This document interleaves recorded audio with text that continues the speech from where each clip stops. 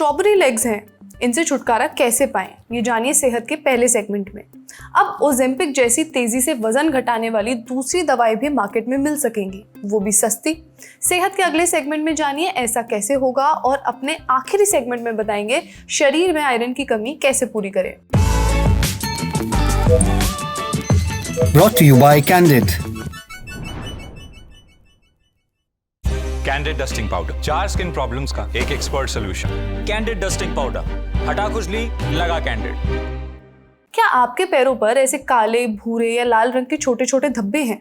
क्या ये अचानक नजर आने लगे हैं और आप समझ नहीं पा रहे हैं कि ऐसा क्यों हो रहा है? हम बताते हैं। ये हैं स्ट्रॉबेरी लेग्स। इसमें स्किन पर स्ट्रॉबेरी के बीज जैसे डॉट्स दिखाई देते हैं। ये उन लोगों को ज्यादा होते हैं जो बार बार शेविंग करते हैं या जिनकी स्किन के पोर्स आसानी से बंद हो जाते हैं। स्ट्रॉबेरी लेग्स एक आम स्किन कंडीशन है और इससे छुटकारा कैसे पाना है, ये बताएंगे आज सेहत के इस एपिसोड में। डॉक्टर से जानेंगे कि स्ट्रॉबेरी लेग्स क्या है, क्यों होते हैं, इसके लक्षण क्या हैं, स्ट्रॉबेरी लेग्स का इलाज कैसे होता है और इससे बचाव कैसे किया जाए। सुनिए।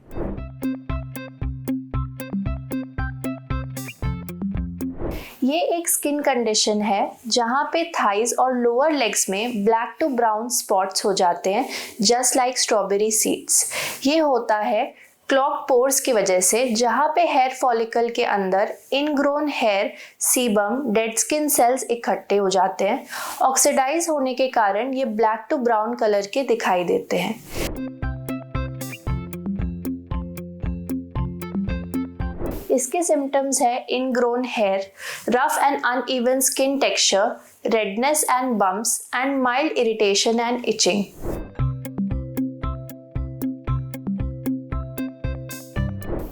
इसका इलाज है first to use exfoliation products जैसे कि lactic acid and salicylic acid. Second, to use moisturisers with content जैसे सेरेमाइड्स एंड ग्लिसरीन। थर्ड, सबसे बेस्ट इलाज है लेजर हेयर रिडक्शन, जो लेजर की किरणें टारगेट करती हैं हेयर के ब्लैक पार्ट या मेलानिन को एंड इसको रूट से नष्ट कर देती हैं।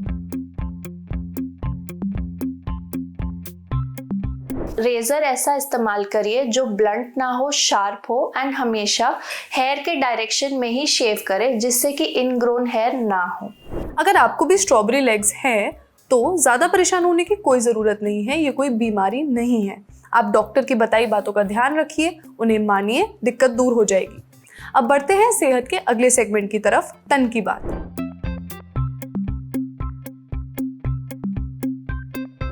ओजेम्पिक और वेगोवी ये दोनों बड़ी ही मशहूर दवाएं हैं। ये टाइप 2 डायबिटीज़ कंट्रोल करती हैं और तेज़ी से वज़न घटाती हैं। ये दवाएं वेट लॉस में इतनी असरदार हैं कि देश दुनिया के कई सेलिब्रिटीज़ ने इनकी मदद से वज़न घटाया है। ये दवाएं भारत में भी मिलती हैं। वैसे ओजेम्पिक और वेगोवी तो ब्रांड नेम्स हैं। असल दवा सेमाग्लूटाइड है, जिसे डेनमार्क की फार्मा कंपनी नोवो नॉर्डिस्क बनाती है। लेकिन अब तक दिक्कत थी कि कोई दूसरी कंपनी सेमाग्लूटाइड से दवा नहीं बना सकती थी। क्यों? क्योंकि इसका पेटेंट नोवो नॉर्डिस्क के पास था। लेकिन अब भारत में ये पेटेंट 20 मार्च 2026 के बाद खत्म हो गया है। पेटेंट खत्म होने का मतलब है कि अब सेमाग्लूटाइड को बनाने, बेचने और उससे मुनाफा कमाने का हक सिर्फ नोवो नॉर्डिस्क का नहीं रहेगा। दूसरी कंपनी भी इसके जेनेरिक वर्जन्स बना सकती हैं और बेच सकती हैं।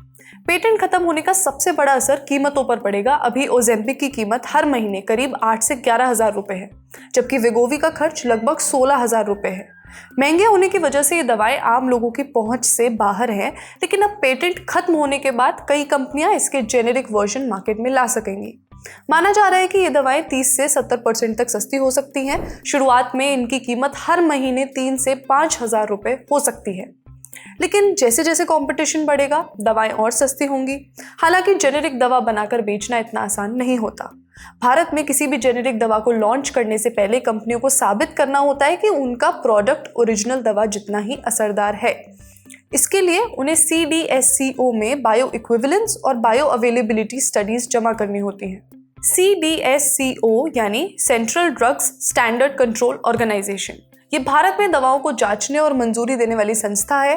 द प्रिंट में छपी एक रिपोर्ट के मुताबिक 2025 से लेकर 2026 की शुरुआत के बीच CDSCO की एंडोक्रिनोलॉजी एक्सपर्ट कमेटी ने सेमाग्लूटाइड बनाने और बेचने की इच्छा रखने वाली कई भारतीय कंपनियों के एप्लीकेशन का रिव्यू किया। इसके बाद 2026 की शुरुआत में drugs controller general of India ने कई कंपनियों को फाइनल अप्रूवल दिए। अनुमान है कि 1 महीने के भीतर सेमाग्लूटाइड के करीब 50 अलग अलग ब्रांड मार्केट में आ सकते हैं। लेकिन एक्सपर्ट्स को यह भी चिंता है कि कहीं इन दवाओं का अनकंट्रोल्ड इस्तेमाल न होने लगे। सेमाग्लूटाइड से बनी दवाएं तभी लेनी चाहिए जब डॉक्टर इन्हें प्रिस्क्राइब करे।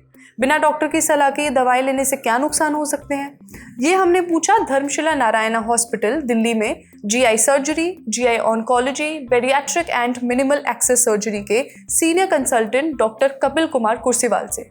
डॉक्टर कपिल कहते हैं कि सेमाग्लूटाइड एक हार्मोन बेस्ड दवा है।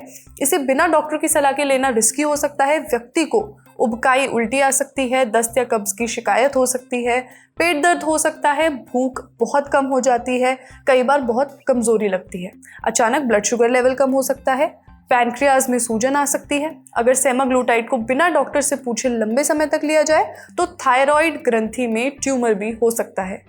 इसीलिए भले ही दवा सस्ती हो जाए, आसानी से मिलने लगे, फिर भी बिना डॉक्टर से पूछे इसे न लें। वैसे सेमाग्लूटाइड वाली दवाओं की कीमत कम होने का सबसे ज्यादा फायदा टाइप 2 डायबिटीज के मरीजों को होगा, जिन्हें ब्लड शुगर कंट्रोल करने के लिए लंबे समय तक दवा लेनी पड़ती है। जिन मरीजों का वजन बहुत ज्यादा है उन्हें भी दवा सस्ती होने का काफी फायदा मिलेगा।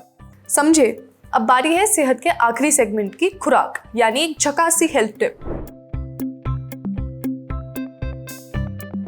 एनीमिया यानी खून की कमी। हमारे देश में बहुत बड़ी आबादी ऐसी है जिसके शरीर में खून की कमी है। नेशनल फैमिली हेल्थ सर्वे 5 के मुताबिक 15-49 साल के 25% पुरुषों और 57% महिलाओं को एनीमिया है। करीब 50% प्रेग्नेंट महिलाएं भी एनीमिया से जूझती हैं।